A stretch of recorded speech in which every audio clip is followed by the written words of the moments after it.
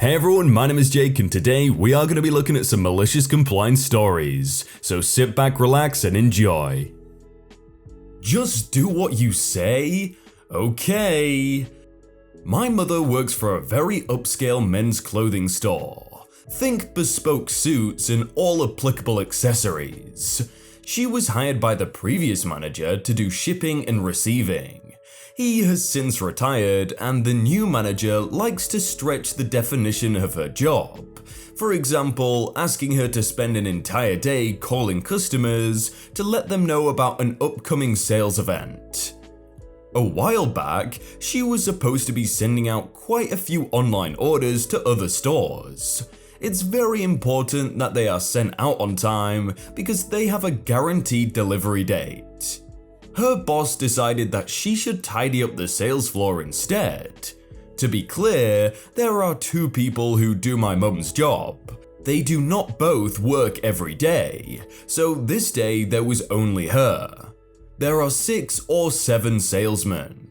They take turns with customers who walk in, unless the customer requests a specific one. So number 1 takes a customer, pulls out clothing to show, completes the sale, and then is supposed to refold, hang, or put away whatever he pulled out. Next customer comes in, it's number 2's turn, and so on. There were not many customers coming in that day. The salesmen are just standing around, and the boss wants her to do their job. My mum told him that she didn't have time to be putting away merchandise on the floor. She had so many orders to ship that it would take all day. He told her the manager trainee would pull orders and says, "Just do what I tell you to do." She asked him, "You know, if these are late, you will be the one in trouble, right?" He says, "Just do what I tell you to do." So she did. She spent the whole day putting away shirts and ties and socks and whatever, while the manager trainee occasionally pulled orders in between other things he was doing. Most of the orders did not get shipped that day. After that, my mum had 2 days off. When she came back, her coworker filled her in. The stores that did not receive their orders could see in the computer system that the items were not even shipped. Their managers called the district manager to complain. The district manager showed up unannounced at the store to discuss the problem. He and the store manager were in the office for about 30 minutes, and no one could hear anything. The district manager left, and the store manager, who looked a bit pale, had everyone who wasn't with a customer start pulling and packing orders. The whole store worked their tails off that day, and they finished the orders that were overdue, but not the orders for that day. So when my mum came in the next day, she only had to deal with 1 day of backlog instead of 3. That is lucky that she had those 2 days, otherwise that would have been a mess. You can't take the dirty dishes to the kitchen? Fine, you can have them. I used to work in a soccer stadium in a VIP box area, running food and beverages from kitchens, cool rooms to the boxes. So the stadium was going through a bit of a renovations, and therefore they built much of marquees on scaffolding for the guests. Because it was a temporary structure, we didn't have a kitchen attached like all the other boxes, and all the food needed to be brought from the kitchen from the opposite side of the stadium. So one of the guests finished eating, and I have to take all the dirty dishes stacked about 6 feet high on bread crates all the way back to the kitchen on the other side of the stadium, where the dishwashers are. To go to this kitchen, you have to take a lift to the 2nd floor and go into a VIP bar area and do a sharp U-turn into the kitchen. Malicious compliance. We had a manager who we'll call David. He took care of that section and the VIP guests. He had spiky hair, overly self-confident, and was a know-it-all type dude. So I took all the dirty dishes halfway around the stadium, took the lift, and was going to push the cart into the VIP bar area like I have done 100 times, and I meet David. He was like, "Where are you going?" I told him I was taking the dishes to the kitchen, and then he was like, "No, you can't take it into the VIP bar." I'm like, "I'll be in there for 2 seconds and we'll be inside the kitchen."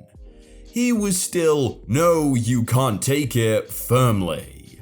I was tired of walking all the way across and wasn't going to argue with him. So I said fine and left the cart with dirty smelling dishes stacked to a height of a human right outside the entrance to the bar, because in the stadium there is not much space to move around. And I left and told my supervisor what happened. So, all night, all the VIP guests, the shirt sponsors, club shareholders, everyone got into the lift to go to the bar, and when the door opened, greeted with a huge stack of unwashed dishes. Next week, my supervisor called and said to me, "You can take the dishes into the bar to take to the kitchen from now on, no problem." Apparently, poor dishwashers had to wash the dishes early into the morning hours after everyone had left. I kind of feel bad for the dishwashers. If only David had to do it, then it would be real good. There was just no way my coworker could help. I work at a national department store part-time and seasonally. Here my focus is just folding men's and women's clothing, putting away clothes from the dressing room, and putting things on the floor that have been returned to the customer service. Generally, everyone in my department does a little of everything. We all help each other out, and no one gets too stressed or dumped with a lot of work without anyone to help. Yesterday, I clocked in and realized I am working with Casey, fake name. I don't love working with her because although she is also seasonal, she feels she can order me around. I figure though, everything will be fine. I greet her, ask her about her weekend, and am just a pleasant person. She's not telling me what to do yet, so that's a win. Later, our manager assigns us to different parts of the floor to specifically focus on really folding and organizing. As we go do our separate jobs, I am still checking the dressing rooms and customer service for clothes to put away. About an hour in, customer service has gotten really full, so I seek out Casey. "Hey Casey, would you mind helping me get stuff from customer service?" "Sorry, the manager wanted me to fold all of these." "I understand, but it's really full back there and I could really use your help." "I don't know what to say. This is where they want me today." Okay. I'm pretty shocked that she would just straight up not even help, but I keep on doing the customer service myself. Because customer service is so full, it's taking me forever to get through, and I haven't made much progress on my project. However, I am working my butt off trying to get everything done. Like for sure getting my steps in, and sweating so bad my bangs are turning into greasy french fries. That's when my manager came to talk to me. "Hey, why haven't you gotten very far on your project? You've had a bunch of time and Casey is almost done." "I know, I'm sorry, but I had to deal with customer service. There was so many clothes and it was getting really backed up." "That still doesn't explain why Casey is almost done and you are so far behind." "What do you mean? Casey's been doing the same amount of work and she's almost done." "No, Casey told me she couldn't help me today when I asked earlier. I've been doing all of this on my own." "Wait, what do you mean?" I repeat and recap. "Well, that was definitely not the best way to handle the situation. Just focus on your work right now." Casey received a write-up and a warning almost immediately after. My manager told me that if something like this happens again, to let a manager know. I ain't no snitch. At the end of the shift, Casey came up to me somewhere between crying or angry to ask me why I didn't say I needed help. I'm so glad we don't work together tomorrow. Oh, coming up in the end and saying, why didn't you ask for help? Maybe she's got short-term memory loss, I don't know. Best seat in the house. When I was young, my parents bought an LA Z-Boy recliner for the house. I just remember it being more comfortable than the other chairs and sofas in the house, and being able to stretch out to watch a movie was awesome. As a result, it was a constant battle between my sisters and I on who got to sit in it on movie nights. One night, I was the lucky person to snag it, and was getting ready to watch the movie when I realized I wanted something to drink. I knew that I would lose the chair as soon as I left the room, but I tried to take precautions and left a piece of paper with my name on it underneath the cushions.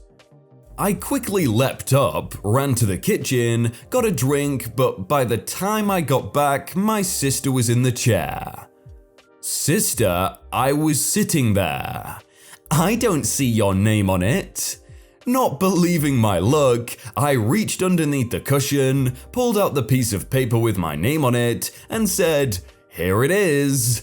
Family had a good laugh, and to her credit, probably somewhat amused and impressed, my sister gave me back the chair to sit in. I like how the sister gave it back in the end and wasn't like salty over it.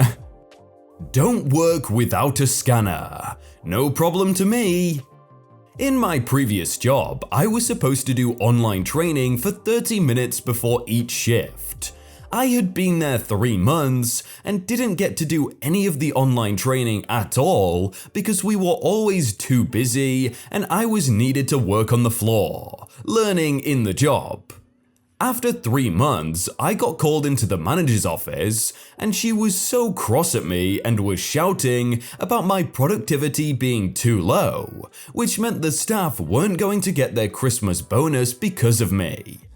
I said, what was I supposed to do after asking at the start of every shift about my online training, and I was never allowed to do it. It turns out I was using the scanning machine wrong. No surprise, as I was never shown how to use it despite me asking. And once shown how to use it properly, my productivity went up 30% in one shift. Anyway, during another shift, my manager shouted at me again in front of other employees because I was working without a scanner. There was 10 scanners between 27 employees and everyone needed one. And I was told to not do any work at all until I had a scanner. So I didn't. I worked an 8-hour shift without a scanner. I spent 8 hours doing nothing because that's what the manager told me to do. Got paid to sit listening to the radio. Surely the best thing to do then would be to do the online course, right? But I guess if the manager didn't say so, then don't do it. Why my hometown created a new policy. My mum did this, and the policy is called the Annie Rule.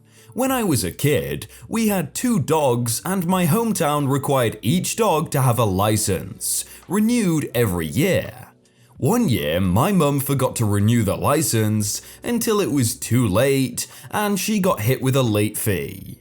Because we lived on a fixed income, she had already written the check for the licenses. So when she went to the town hall, she brought the check and some cash. The town clerk refused to take both, saying the bill had to be paid in either all cash or as one check. My mother is not a patient woman, and she's petty AF.